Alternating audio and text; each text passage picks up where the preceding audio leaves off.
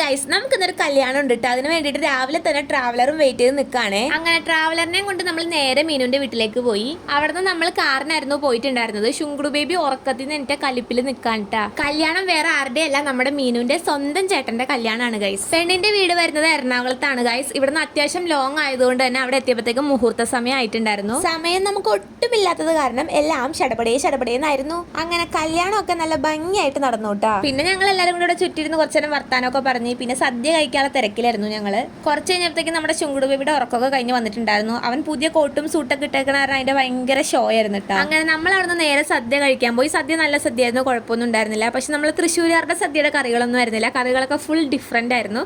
അതുകൊണ്ട് പെട്ടെന്ന് എന്തോ ഒരു വ്യത്യാസം തോന്നിയിട്ടാ കഴിച്ചപ്പോൾ. അങ്ങനെ നമ്മൾ പെണ്ണിനെ കൊണ്ട് നേരെ വീട്ടിലേക്ക് പോകുന്നു. ഒരു 2-2.5 മണിക്കൂറിന്റെ യാത്ര ഉണ്ട് ഗൈസ് വീട്ടിലേക്ക്. അവിടെ എത്തിയ ശേഷം ഞാൻ നേരെ വീട്ടിൽ പോയിട്ട് ഡ്രസ്സൊക്കെ മാറ്റി റിസപ്ഷന് വേണ്ടിയിട്ട് റെഡി ആയി വന്നു. ഞാൻ അവിടെ എത്തിയപ്പോഴത്തേക്കും പാർട്ടി ഏകദേശം തുടങ്ങിയിട്ടുണ്ടായിരുന്നു. പെണ്ണും ചെക്കനൊക്കെ എത്തിയിട്ടുണ്ടായിരുന്നു കേട്ടോ. പിന്നെ അവിടെ ചെറിയൊരു കേക്ക് കട്ടിങ്ങും ഗാനമേളയും അങ്ങനെ ചെറിയ ചെറിയ പരിപാടികളൊക്കെ ഉണ്ടായിരുന്നു. എന്നിട്ട് നമ്മൾ നേരെ ഫുഡ് കഴിക്കാൻ പോയി. റിസപ്ഷന്റെ ഫുഡും നല്ല അടിപൊളിയായിരുന്നു. നമ്മൾ വയറ് നിറച്ച് കഴിച്ചു കേട്ടോ. ഇവിടെ ഇപ്പൊ എല്ലായിടത്തും വ്ളോഗേഴ്സ് ആണ് ഗൈസ്. അവളും വീഡിയോ എടുത്തോണ്ടിരിക്കുക കേട്ടോ. അങ്ങനെ ഞങ്ങൾ ഫുഡൊക്കെ കഴിച്ചു കഴിഞ്ഞപ്പോഴത്തേക്കും എന്റെ വീട്ടിൽ നിന്നും എല്ലാവരും വന്നിട്ടുണ്ടായിരുന്നു. അങ്ങനെ നമ്മുടെ കല്യാണം ഇവിടെ കഴിയുകയാണ് ഗൈസ്. ഇന്നത്തെ വീഡിയോ ഇത്രയേ ഉള്ളൂ. നെക്സ്റ്റ് വീഡിയോയിൽ കാണാം. ബൈ.